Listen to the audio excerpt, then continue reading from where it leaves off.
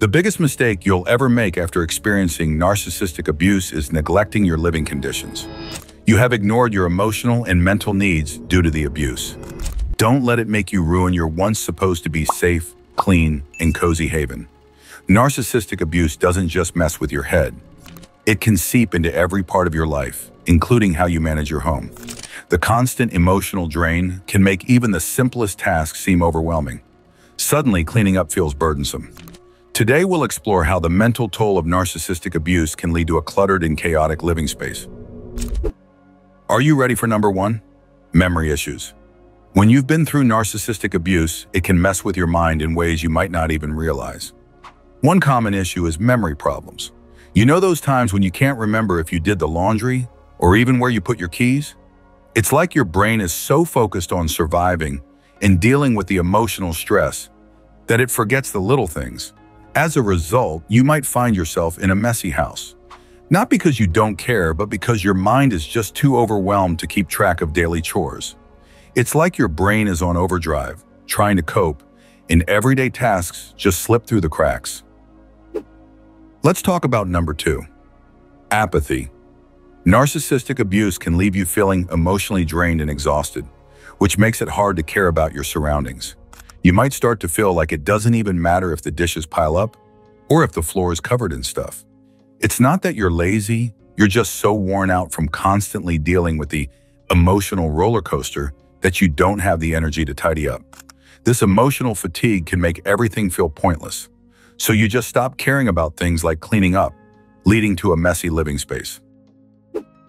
Let's move on to number 3, disempowerment.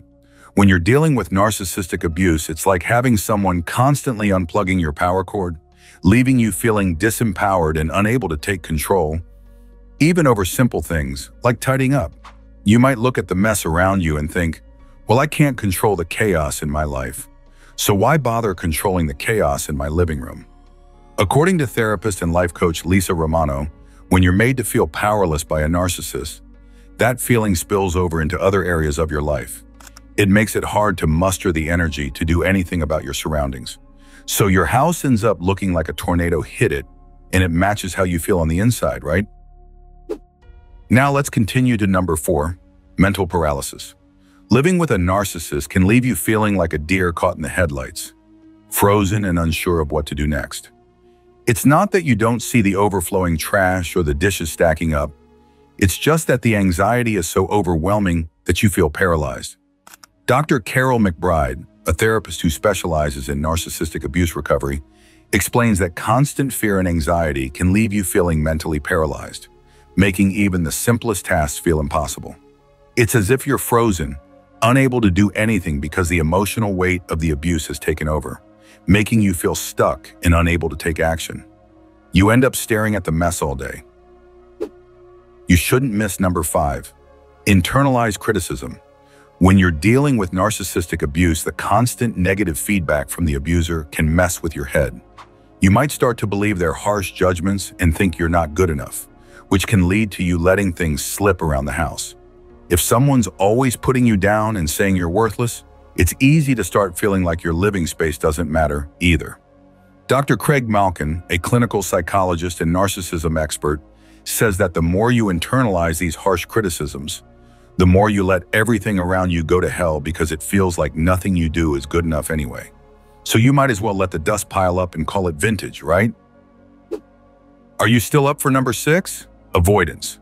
When you've been through narcissistic abuse, it's like your home becomes a minefield of bad memories. You might avoid certain rooms because just looking at them makes you think of the drama that happened there. It's like having a permanent danger abuser zone sign hanging over the kitchen or bedroom. According to Dr. Robin Stern, an expert on emotional abuse, avoidance is a common coping mechanism where you steer clear of triggers, even if it means living in a constant mess. So instead of facing the mess head-on, you just pretend the clutter doesn't exist, creating a personal no-go zone. It's like living in an emotional game of hide-and-seek where the mess always wins. Let's keep it moving to number 7, isolation. When you've been through narcissistic abuse, you might start isolating yourself in one part of your home to escape from everyone else. It's like you create a little safe zone for yourself where you feel most secure. But this can lead to other areas of your house getting neglected and messy because you're spending so much time in your chosen spot. Dr. Nancy Molitor, a clinical psychologist, points out that isolation can be a way to cope with overwhelming stress, making you retreat to a small, controlled space, and the rest of the house becomes a neglected disaster zone. Here comes number 8, reliance on distractions. When you're dealing with narcissistic abuse, it's tempting to turn to distractions like TV, phones, or computers as a way to escape the chaos, both mental and physical. It's like using your favorite streaming service as a high-tech shield against the mess piling up around you. Dr. Judith Orloff, a psychiatrist specializing in emotional well-being, says that when people are overwhelmed, they often bury themselves in distractions to avoid facing the reality of their cluttered surroundings. So you might find yourself binge-watching a series and ignoring the growing mountain of dishes like it's part of a new home decor trend. After all, who needs a clean house when you got a front-row seat to the latest binge-worthy show? We are moving on to number 9, change in daily habits. When you've been under the thumb of a narcissist, it's like your daily habits get hijacked and thrown out the window, leaving your routines in disarray. You might find yourself skipping chores and letting things slide because the abuser's drama has taken over your schedule. As Dr. Ramani Durvasula explains, the constant stress and manipulation can disrupt your daily routines, making even basic tasks feel like they're on the maybe later list. It's like your once orderly life has turned into a chaos experiment, where the only routine left is avoiding the mess while trying to stay sane. So you end up with a house that looks like it's been abandoned by someone who forgot to check their to-do list. Finally, we're down to number 10, emotional attachment to items. When you're dealing with narcissistic abuse, you might find yourself clinging to clutter like it's a lifeline because each item feels like it's got its emotional backstory.